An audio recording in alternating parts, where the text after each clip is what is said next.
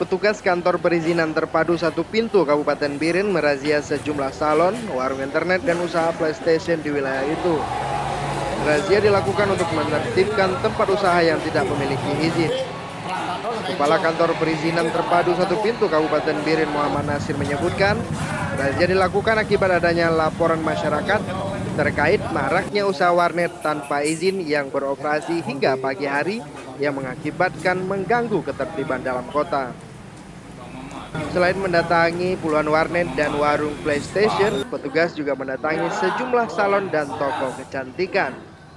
Bagi usaha warnet, warung PlayStation, dan salon yang terbukti belum mengantongi izin, tidak langsung diberikan sanksi.